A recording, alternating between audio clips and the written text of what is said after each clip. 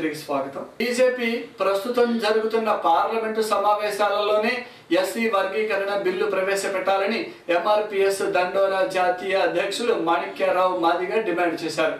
SC వర్గీకరణ కోరుతూ ఢిల్లీలో ఎంఆర్పీఎస్ వ్యవస్థాపక అధ్యక్షులు మందకృష్ణ చేస్తున్న రిలే దీక్షలకు మద్దతుగా కలెక్టర్ కార్యాలయం ఎదుట రిలే దీక్షలు చేపట్టారు. ఈ సందర్భంగా మాణిక్యరావు మాట్లాడుతూ దశాబ్దాలుగా మాదిగలను ఓటు బ్యాంకుగా మార్చుకొని పార్టీల నాయకులు మోసం చేస్తున్నారని ఆయన మండిపడ్డారు. ఎన్నికలలో చంద్రబాబు ఇచ్చిన హామీలతో ఎస్సీ వర్గీకరణ అంశం కూడా నేపథ్యంలో కేంద్రంపై ఒత్తిడి తెచ్చి ఎస్సీ వర్గీకరణ బిల్లును పార్లమెంటులో పెట్టే విధంగా సహకరించాలని మాణిక్యరావు విజ్ఞప్తి చేశారు.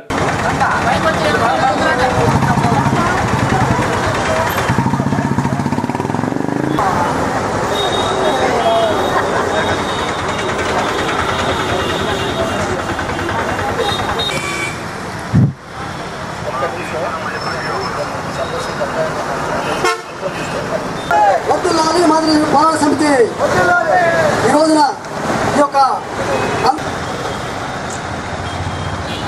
వర్ధిల్లాలి మందాకృష్ణ మాది గారి నాయకత్వం, మందాకృష్ణ మాది గారి నాయకత్వం, వర్ధిల్లాలి మాది రిజర్వ్ పోరాట సమితి. ప్రస్తుతం జరుగుతున్న పార్లమెంట్ సమావేశాలను అంబేద్కర్, జోహార్ బాబు జగజీవన్ రావు, జోహార్ జ్యోతిరావు పూలే.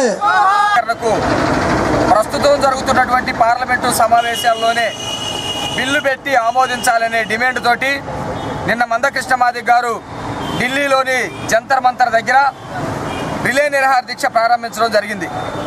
కృష్ణ మాదిగ గారు చేస్తున్నటువంటి రిలే నిరాహార దీక్షకు మద్దతుగా ఆంధ్రప్రదేశ్, తెలంగాణ, తమిళనాడు, కర్ణాటక, మహారాష్ట్ర, హర్యానా ఈ తదితర రాష్ట్రాల్లో ఈరోజు అన్ని చోట్ల కూడా రిలే నిరాహార దీక్షలు ప్రారంభమవుతున్నాయి.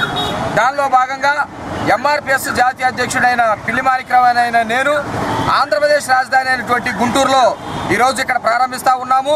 ఈ రోజు నుంచి పార్లమెంటు సమావేశాలు ముగిసేంత వరకు కూడా అన్ని రాష్ట్రాల్లో కూడా రిలే నిరాహార దీక్షలు కొనసాగుతాయని చెప్పేసి ఈ సందర్భంగా తెలియజేస్తూ ఉన్నాం. ప్రధానమైనటువంటి డిమాండు ముఖ్యంగా చంద్రబాబు నాయుడు ముఖ్యమంత్రిగా ఆంధ్రప్రదేశ్కు ఉన్నాడు. ఆయన ఎన్నికలకు ముందు అనేక సార్లు వర్గీకరణ చేసే బాధ్యత తనదేనని పబ్లిక్గా మీడియా ముందు బహిరంగ సభల్లో మాట్లాడటం జరిగింది. తెలంగాణ ప్రభుత్వం కూడా అంతకుముందు కేసీఆర్ గారు వర్గీకరణ చేసే బాధ్యత నాదేనని అన్నంత మాత్రాన కూడా ఆయనకి మేము ఎటువంటి మద్దతు ఇవ్వలేదు, ఆయనతోటి మేము కలిసి ఉండలేదు.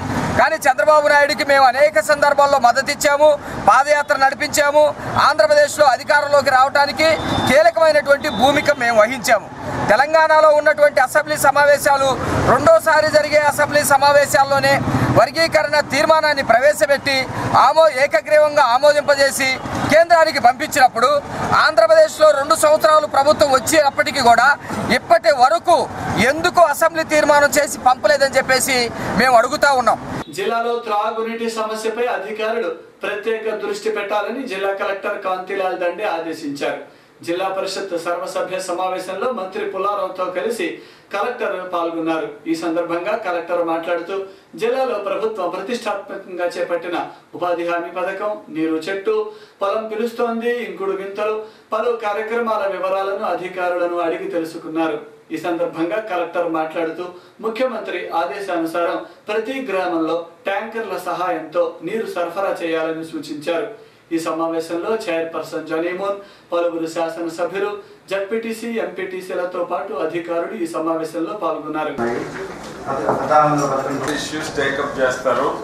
ఎజెండా మొత్తం ఎక్కడ అవ్వాలంటే మనం కూడా టైం మెయింటైన్ దాన్ని ఈ చిన్న రిపేర్స్ లేకపోతే మంచినీటి ఎత్తడి తగ్గడానికి వెంటనే తీసుకోవాల్సిన చర్యలు వాటి తీసుకుని పెట్టమని చెప్పి మన ప్రభుత్వం ఆదేశాలు వచ్చాయి. ఈ 24.66 crores లో ఆల్రెడీ మనం గౌరవ మంత్రి గారి చొరవతో 7.72 crores విలువైన పనుల్ని అంటే శాంక్షన్స్ ఇచ్చి అడ్మినిస్ట్రేటివ్ శాంక్షన్ ఇచ్చి ప్రారంభించుకోవడం జరిగింది. ఈ ఎగ్జిక్యూటివ్ ఇంజనీర్స్ ఆర్డబ్ల్యూఎస్ వారి పరిధిలో ఈ పనులు సాగుతూ ఉన్నాయి. ఇది ఇలా ఉండగా ప్రభుత్వం వల్ల ఈ చిన్న స్కీమ్స్ తో కాకుండా పీడబ్ల్యూఎస్ మరియు సిపిడబ్ల్యూఎస్ స్కీమ్స్ లో కూడా ఎక్కడైతే రిపేర్స్ ఉన్నాయో వీటన్నిటిని కూడా డిఫాల్ట్ స్కీమ్స్ కానీ ఇలాంటి ఉన్నట్లయితే వాటిని కూడా ప్రపోజల్ సిద్ధం చేసి పంపించాలని చెప్పి ప్రిన్సిపల్ సెక్రటరీ గారు ఆదేశించిన మీదట ఇప్పుడు మన ఎస్సీ ఆర్డబ్ల్యూఎస్ చెప్పినట్టుగా 20 కోట్ల విలువైన పనులను గుర్తించి మన జిల్లాలో ప్రతిపాదన పంపించడం జరిగింది. దీనికి ఈ 20 crores వర్త్ ఆఫ్ వర్క్స్ మనం ఏదైతే పంపించామో దాంట్లో 7 crores ఆల్రెడీ రిలీజ్ అయింది. ఇది రాష్ట్రంలో మొత్తం మీద దాదాపు 120 కోట్ల రూపాయలు ఉన్న విలువైన పనులకి మరి ప్రతిపాదన అన్నాయని చెప్పి ప్రిన్సిపల్ సెక్రటరీ గారు చెప్పారు. మరి ఫినాన్స్ డిపార్ట్మెంట్ కూడా దీనికి ఆమోదం తెలిపింది. కాబట్టి ఇక మీదట ట్రాన్స్పోర్టేషన్ డిపెండెన్సీని తగ్గించుకొని అన్ని గ్రామాలను అది సింగిల్ విలేజ్ స్కీమ్ కావచ్చు, మల్టీ విలేజ్ స్కీమ్ కావచ్చు, లేక సీపర్ విలేజ్ స్కీమ్స్ కావచ్చు, వీటిని మనం పూర్తి స్థాయిలో మెయింటైన్ చేసుకునే విధంగా మరి అన్ని రిపేర్ వర్క్స్ కానీ అన్నింటినీ కూడా మోటార్స్ కానీ రివైండింగ్